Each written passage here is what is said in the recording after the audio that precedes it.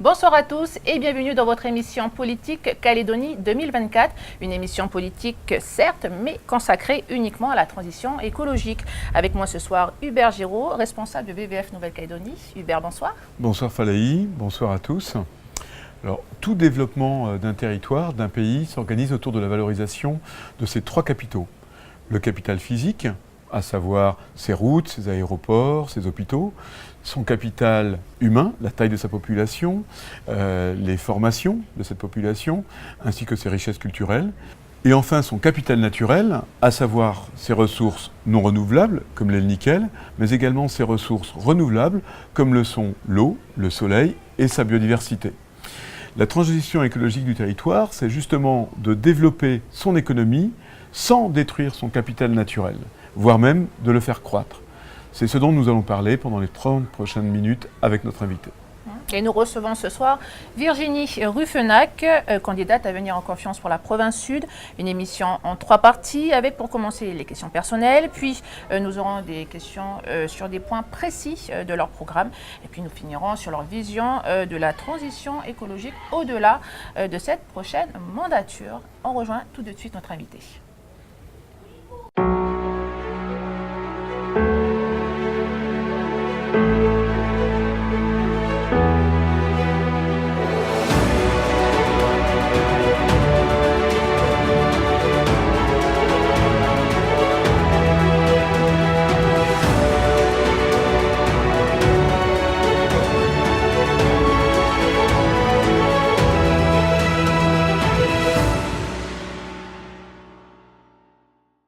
Virginie Ruffenac, bonsoir. Bonsoir. Bonsoir. Alors vous êtes troisième sur la liste d'Avenir en Confiance, candidate pour la province sud. Vous êtes également secrétaire générale du Rassemblement et professeur. Et puis vous êtes membre active de l'association Symbiose, l'association de diffusion de la culture scientifique. Et donc on va commencer par des questions personnelles. Comme le disait à l'instant Falaï, vous avez été membre très active de Symbiose, vous êtes toujours membre active, je crois. Quelle a été la plus belle réussite personnelle, la plus belle contribution pour cette association ? Alors je suis beaucoup moins active, même si j'en suis toujours membre dans l'association Symbiose aujourd'hui, parce que mes responsabilités, mon engagement politique m'ont conduite à faire des choix. La plus belle réalisation au sein de Symbiose, il y en a beaucoup, mais je pense que c'est les vaisseaux des sciences, biodiversité et nickel. 2 outils de diffusion de la culture scientifique, mais aussi de sensibilisation à notre environnement exceptionnel, qui sont donc des véhicules itinérants, muséographiques, et qui vont voir des milliers de scolaires et la population lors de rendez-vous grand public, qui continuent de sillonner la Nouvelle-Calédonie. D'accord. Côté alimentation, vous êtes plutôt régime protéiné, flexi, végétarien ou vegan ? Alors, je suis plutôt beaucoup de légumes, plutôt que protéiné, mais j'ai un fils qui est vegan et qui a changé un peu nos habitudes alimentaires à la maison. La transition est en marche. La transition est en marche par la jeunesse, c'est vrai, et effectivement, je mange plus de légumes, peu de fruits en fait, mais beaucoup de légumes. Je vais finir par une petite légende que vous connaissez, j'en suis sûr, celle du colibri. La forêt amazonienne est en train de brûler, tous les animaux s'enfuient, tous sauf le petit colibri qui va à la rivière, qui prend une goutte, qui va au feu, qui jette la goutte et ainsi de suite. Le tatou s'arrête, va voir le colibri, lui dit « mais ça sert à quoi ça sert à rien ?» Et lui répond « peut-être, mais moi je fais ma part ». Ce serait quoi pour vous la fin de l'histoire ? Écoutez, la fin de l'histoire pour moi, c'est une belle histoire qui montre qu'en fait c'est l'engagement de chacun qui nous permettra d'avancer. Vous voyez, moi j'espère qu'en 2119, on pourra dire que les hommes ont réussi à s'unir et qu'avec leur capacité d'adaptation et leur ingéniosité, ils ont réussi à vaincre l'inévitable. Bon, c'est une fin plutôt heureuse. Je vous propose de poursuivre avec la deuxième partie. On va rentrer dans le programme qu'on a épluché et on attend des réponses concrètes à nos questions. Alors Virginie Ruffenac, quand on parcourt votre programme, on lit en page 24 notre économie est restée trop longtemps dépendante du nickel. Et 4 pages plus loin, on lit l'enjeu de la politique minière est vital, car le nickel a toujours constitué le socle économique, mais également politique de la Nouvelle-Calédonie, secteur essentiel. C'est clairement contradictoire. Et non, pas du tout, parce que nous avons un constat en Nouvelle-Calédonie qu'effectivement cette ressource nickel qui est importante à l'échelle de la planète a fait que nous avons beaucoup axé notre économie sur l'exploitation et le traitement du nickel. Ce qui était nécessaire, qui a fait vivre des familles entières, dont la mienne, en Nouvelle-Calédonie. Et cette industrie, effectivement, est très importante et conditionne la survie de la Nouvelle-Calédonie aussi. Vous voyez, l'usine SLN qui met clé sous la porte, si elle était amenée à mettre clé sous la porte aujourd'hui, c'est 15,5 milliards de salaires, la SLN, et 6 milliards en direction de la CAFAD. Donc ce sont nos régimes sociaux, nos régimes de santé qui sont complètement menacés. Donc il faut assurer la survie de cette économie nickel aujourd'hui, mais diversifier. C'est-à-dire qu'il faut aussi utiliser finalement les bénéfices et puis les recettes amenées par ce secteur économique pour diversifier notre économie, effectivement, se tourner vers probablement d'autres activités aussi qui sont source de progrès. Alors, diversifier, ce matin, je lisais dans le journal, on reparle à nouveau du fonds souverain. Plusieurs partis le proposent. Est-ce que vous, qu'est-ce que vous en pensez? Qu'est-ce que vous comptez en faire de ce... Pour diversifier, il faut avoir de l'argent. L'argent, vous le prenez où? Et est-ce que vous allez chercher dans le nickel? Alors, vous savez qu'aujourd'hui, la situation du nickel est extrêmement compliquée. Nous sommes en menace de fermeture d'une de nos usines importantes. Nous sommes dans un contexte sensiblement le plus mauvais pour mettre en place, entre guillemets, de nouvelles taxes ou de nouvelles recettes en provenance du nickel. Nous ne sommes pas dans le bon contexte. Néanmoins, sur le long terme, le moyen et le long terme, il faut effectivement que les recettes qui proviennent du nickel, et il faut envisager de nouvelles pistes. Vous savez qu'est en réflexion notamment la fiscalité des communes qui hébergent sur leur sol des projets miniers voire métallurgiques. Donc il y a toute une réflexion à mener pour faire en sorte qu'effectivement ces recettes puissent profiter à pas seulement la diversification économique. Vous savez qu'il y a un fonds aujourd'hui qui est déjà alimenté notamment pour la réhabilitation des mines orphelines. Les nouvelles pratiques en matière minière aujourd'hui ont beaucoup évolué ces 30 dernières années. Elles sont plus respectueuses qu'elles ne pouvaient l'être du temps de nos grands-parents. Mais néanmoins, il y a encore des mines orphelines qui, à chaque pluie, génèrent une pollution considérable, sont une menace pour notre environnement et notre biodiversité, notre milieu écologique que sont les récifs coralliens. Et donc il y a une vraie nécessité à traiter cette problématique des mines orphelines et à les réhabiliter. D'accord, mais alors, en 2014, alors que le rassemblement était aux affaires provinciales, on apprend à la suite d'un vote l'attribution du gisement Prony-Perlo à Vallée-Nouvelle-Calédonie et Eramet, ce qui aurait conduit, si l'accord n'avait pas été cassé, à l'ouverture de nouvelles mines géantes dans le Grand Sud. Au vu de l'impact majeur de l'activité minière sur l'environnement calédonien, faut-il continuer à ouvrir de nouvelles mines avec leur corollaire d'impact, ou faut-il redéployer l'activité minière sur l'ensemble des mines déjà ouvertes, voire se rediriger vers les mines orphelines dont vous venez de parler? Vous savez, je pense que quand on gouverne, il faut tenir compte de son contexte actuel et ne pas toujours forcément se projeter dans le passé. Et ce que je veux vous dire, c'est que le contexte nickel d'aujourd'hui n'est pas celui que nous avions en 2014. Vous voyez, beaucoup nous disent qu'il n'y a plus personne qui est prêt à investir un franc dans le contexte dans lequel on est sur des activités nickel aujourd'hui. C'est très compliqué. Donc, je pense qu'il y a nécessité à conjuguer cette activité nickel calédonienne avec la préservation environnementale. Il y a d'ailleurs lieu de projeter l'activité minière et métallurgique dans la révolution verte qui est en cours. C'est la raison pour laquelle, et je pense que vous l'avez vu aussi dans notre programme, que nous souhaitons effectivement qu'il y ait un mix énergétique sur la nouvelle centrale SLN par exemple, ce qui est envisageable et possible. Il faut donc effectivement aller dans cette démarche-là et conjuguer en Nouvelle-Calédonie préservation d'un environnement exceptionnel et développement économique indispensable à nos populations. Aujourd'hui, les opérateurs miniers assurent eux-mêmes la surveillance de l'environnement qu'ils impactent. Les pouvoirs publics leur demandent même de définir les plans de suivi et les mesures qu'ils envisagent pour les compensations. Est-ce que c'est pas comme demander à l'auteur d'un trouble nocturne de faire l'enquête de voisinage? Mais c'est toute la difficulté d'un petit pays qui a sur son sol 3 usines métallurgiques de peu d'habitants et donc des capacités de contrôle à l'échelle de notre population. Ça veut dire qu'effectivement, nous devons aujourd'hui sans doute mieux nous équiper en matière de surveillance et d'évaluation. C'est absolument nécessaire, pas que dans le domaine minier, parce que je sais qu'on focalise beaucoup sur le domaine minier, mais peut-être que vous allez aller sur d'autres sujets aussi. De manière générale, je pense par exemple au braconnage. Il y a nécessité aujourd'hui de se doter par exemple de gardes champêtres. Il y avait une convention très intéressante, notamment avec le collectif de la chasse et des espèces sauvages au niveau national, qui avait été mis en place en 2014 et qui a été annulé par la mandature en place, notamment Philippe Michel. Nous avions des gardes de chasse qui permettaient le contrôle de ce braconnage, la préservation de la ressource. Nous avons sur le domaine maritime aujourd'hui, en mer, une surveillance qui est intéressante sur la préservation de la ressource. Je pense qu'il ne faut pas que focaliser sur l'activité minière, mais voir dans tous les domaines ce qui est de nature, effectivement, à concilier l'activité humaine de manière générale et puis la préservation, comme je vous le disais, d'un milieu exceptionnel et indispensable à notre survie.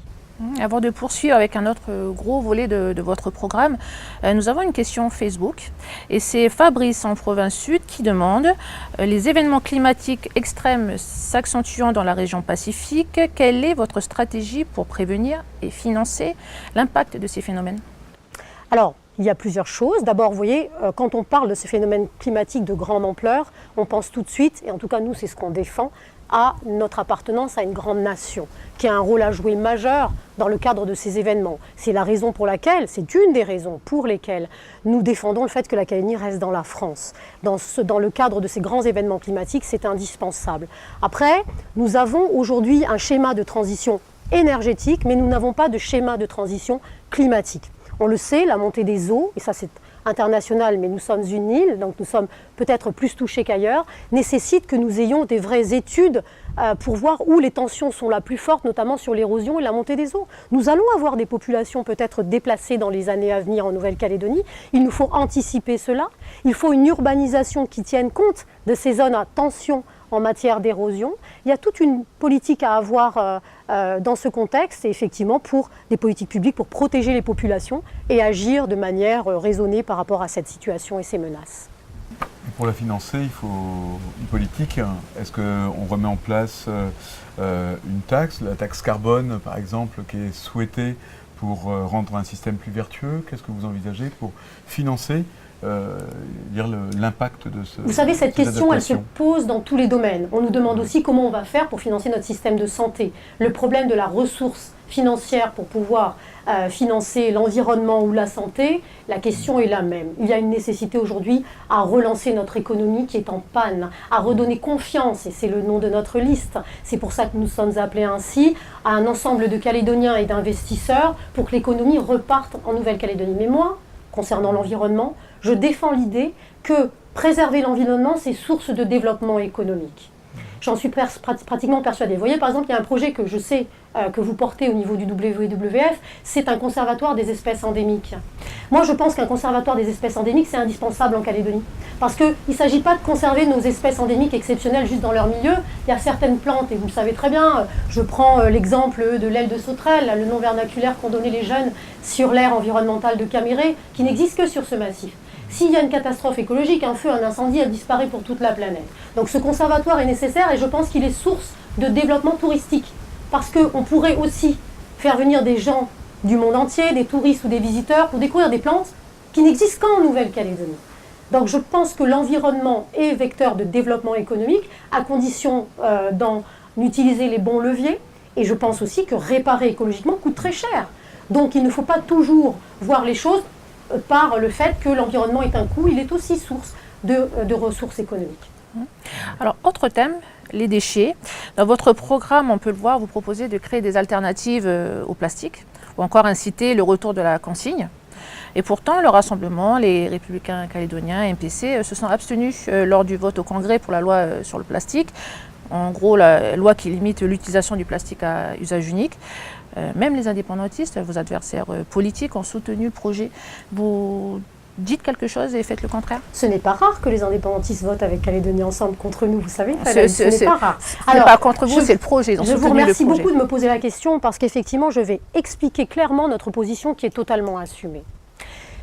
Il n'y a pas d'alternative claire à l'utilisation de matériaux plastiques en Nouvelle-Calédonie aujourd'hui. On nous propose, et ça a été le cas lorsque les élus du Congrès ont eu à se pencher sur cette question et sur ce projet de texte, on nous parle de produits biosourcés partiellement. Biosourcés partiellement, c'est-à-dire 40% de biosourcés dans votre produit. C'est-à-dire que les 60% restants, ça n'est pas du biosourcé.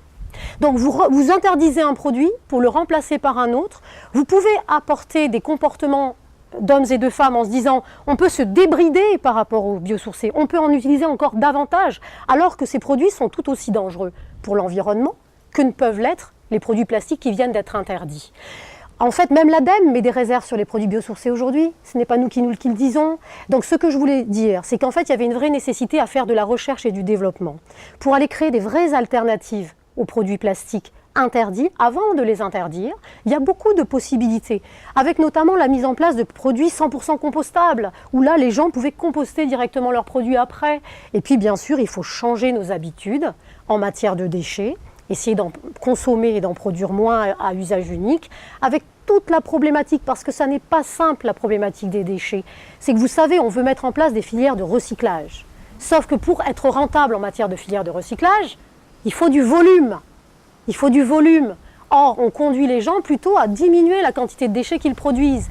Donc vous voyez, il y a un ajustement à trouver. Nous, on ne fait pas de la politique spectacle ou de communication. On veut vraiment engager la Calédonie vers cette transition à la fois énergétique et puis en matière de comportement de chacun d'entre nous pour faire en sorte d'être exemplaires. Car nous avons la possibilité de l'être. Et donc c'est tout l'enjeu. Donc j'espère que je vous ai donné les arguments de fond pour lesquels nous avons effectivement été très réservés. On va poursuivre. On va poursuivre parce que vous souhaitez, on sent, limiter les contraintes dans votre programme sur les entreprises. C'est l'axe politique que vous défendez fortement. Mais vous proposez aussi d'instaurer les consignes. Or, on sait que les consignes, c'est quand même une contrainte assez forte pour des entreprises. Concrètement, quels produits et quelles entreprises vous visez derrière cette proposition? Alors, la consigne, elle n'était pas forcément que pour les entreprises. La consigne était pour le particulier, pour pouvoir ramener un certain nombre d'objets qui rentreraient dans ce système de la consigne. Il y a beaucoup de choses. Vous savez, on ne veut pas construire un projet environnemental contre les acteurs. Ça veut dire que cette mise en place, elle nécessite une vraie concertation. Il y a beaucoup de systèmes qui fonctionnent. Il y a des gens qui ramènent des matériaux et qui fonctionnent à la pesée. Et en fonction du poids, de la masse plus exactement, du matériau que vous ramenez, eh bien, vous donc récupérez une certaine somme d'argent qui est proportionnelle au poids de ce produit. Donc ce que je veux dire, c'est qu'il faut mettre ça en place parce que l'incitation est intéressante en la matière. Et il faut effectivement, on a une marge de manœuvre, autant sur le tri qui existe, notamment je pense à la commune du Mont-d'Or, mais sur aussi le rapport de déchets sur des quais d'apport volontaires.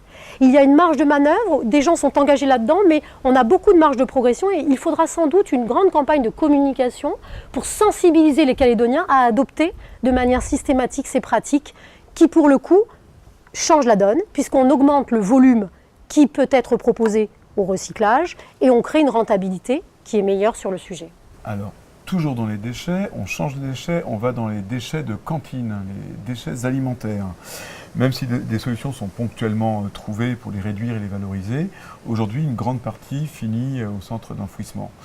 À 10 000 francs la tonne d'enfouissement, c'est cher pour la collectivité et c'est cher pour l'environnement. Qu'est-ce que vous proposez? Alors, il y a, me semble-t-il, et je pense que vous êtes très au point sur le sujet, des voies effectivement de valorisation des déchets de la cantine, notamment par le fait de les transformer et puis de les rendre en produits consommables, enfin en produits utilisables et commercialisables. Je pense qu'il faut explorer ces voies-là et effectivement faire en sorte, parce que, et c'est aussi au centre de notre programme environnemental, ce n'est pas quelques politiques qui peuvent faire face aux enjeux environnementaux que nous avons.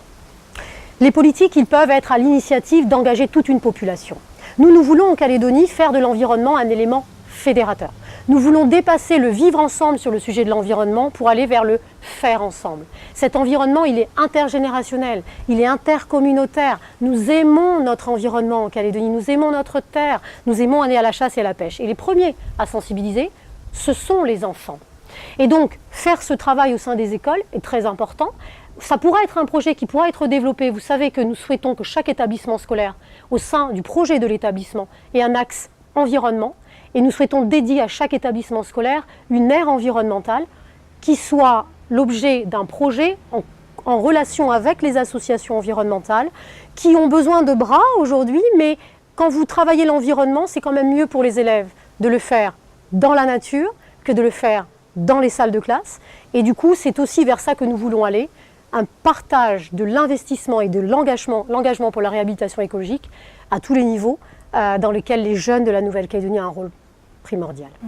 On va poursuivre toujours dans votre programme, on l'a vraiment regardé. Autre thème, c'est l'agriculture.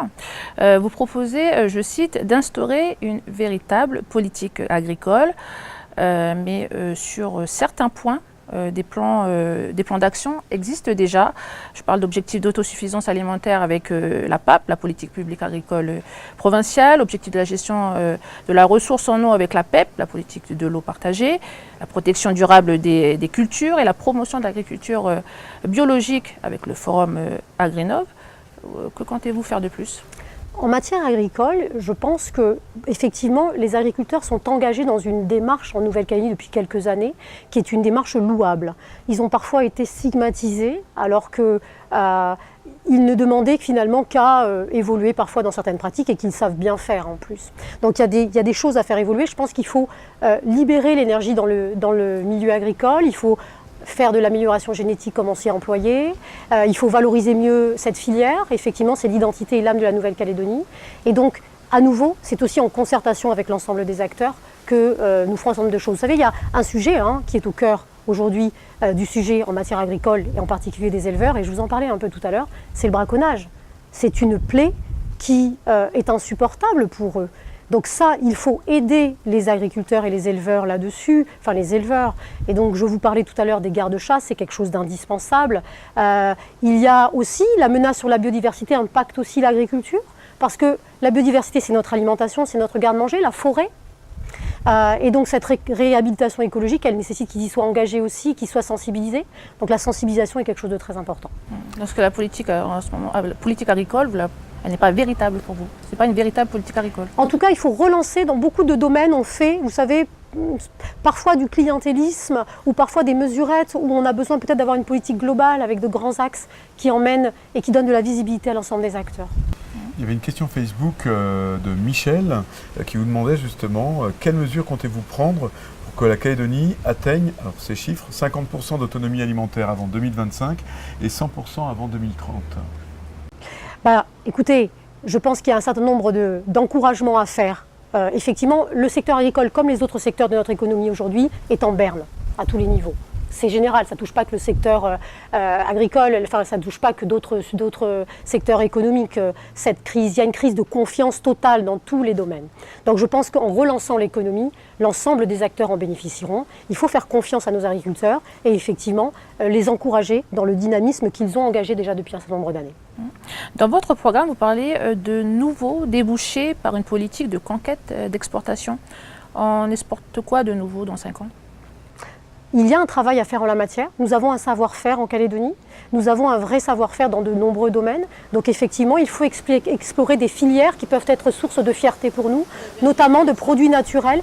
Mais ce sont vraiment des secteurs, nous ne sommes pas dans une politique imposée à la population, nous sommes dans une politique de concertation et de libération des énergies pour que chaque acteur puisse à nouveau, vous savez, on est un pays pionnier en Nouvelle-Calédonie.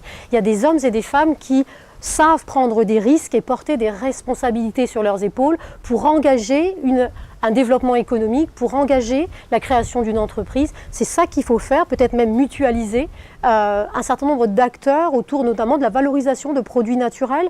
Il y a de la matière et puis on a des savoir-faire effectivement qui méritent d'être développés et d'être valorisés pour l'exportation, qui peuvent être exportés à l'extérieur. Alors, on va faire un peu le lien. Dernier sujet, la question des invasions biologiques, des espèces envahissantes au niveau mondial, c'est la deuxième raison de perte de la biodiversité.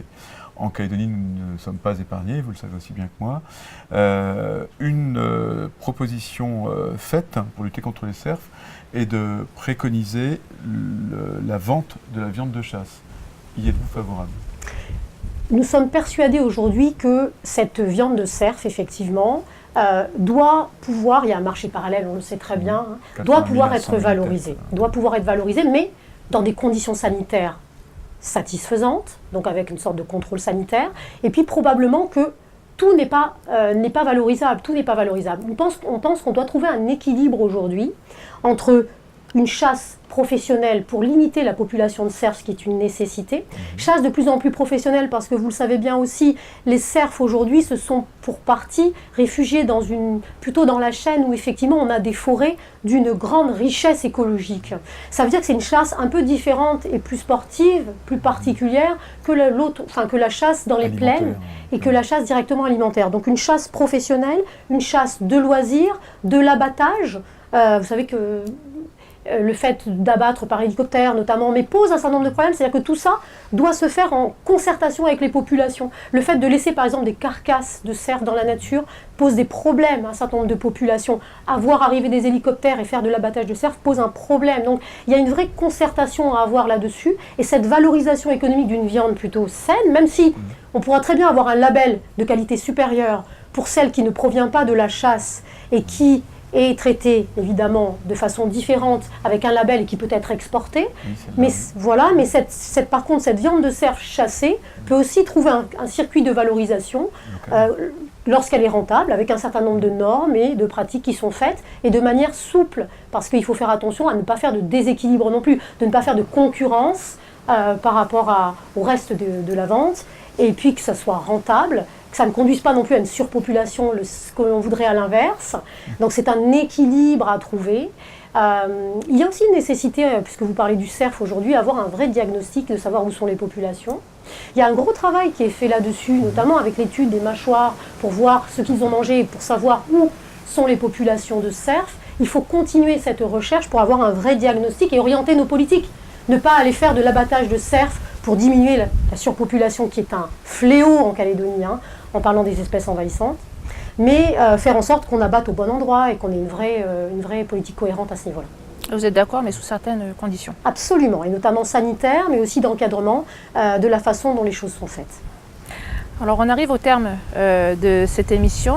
Je vais vous demander, avant de nous quitter, de tirer une dernière question dans ce panier. Joli panier 2050. De nous la lire et d'y répondre. Dans la vision de la transition écologique de la Nouvelle-Calédonie, quelle serait la place de la voiture en 2050? C'est une très bonne question. Vous savez que notamment une sorte de grappe d'entreprise qui s'appelle Synergie travaille beaucoup avec l'ensemble des entreprises actrices en matière de développement durable. Il y a un travail qui est fait sur l'évolution de la voiture avec le type de choix qui pourrait être fait. Voiture électrique, voiture à base d'hydrogène, nouveau. Je pense qu'il y a nécessité en Calédonie aujourd'hui à évoluer sur les énergies renouvelables avec différentes sources énergétiques, et je pense que nous allons devoir nous lancer dans cette transition. Les gaz à effet de serre qui sont produits par nos voitures au quotidien posent un vrai problème climatique. Nous devons donc être exemplaires aussi là-dessus. Et puisque c'est le mot de la fin avec cette question-là, je pense que les énergies renouvelables, nous avons un potentiel extraordinaire. Le photovoltaïque, vous avez vu aujourd'hui, il n'y a que 7 projets agréés sur 70 déposés. Là aussi, vous nous parlez de liberté. Oui, nous ne sommes pas dans la sanction, dans la répression. Nous voulons fédérer autour de l'environnement et libérer les énergies, parce que c'est toute la population que nous devons emmener avec nous. Nous devons faire tous ensemble cet environnement qui est le nôtre et libérer les énergies renouvelables, et en particulier pour les voitures de demain, c'est quelque chose d'essentiel. Je pense que la Calédonie pourrait être au premier rang et très novatrice là-dessus. Ce sera le mot de la fin, parce que c'est la fin de cette émission. Merci Virginie Ruffnack d'avoir répondu à nos questions. Merci à Hubert également. Merci Falaï, merci Virginie Ruffnack, merci à tous les téléspectateurs de Calédonia de nous avoir suivis. Et on se retrouve non pas mercredi prochain, mais bien mercredi 8 mai avec Calédonie Ensemble. Voilà, merci de nous avoir suivis. Excellente soirée à vous.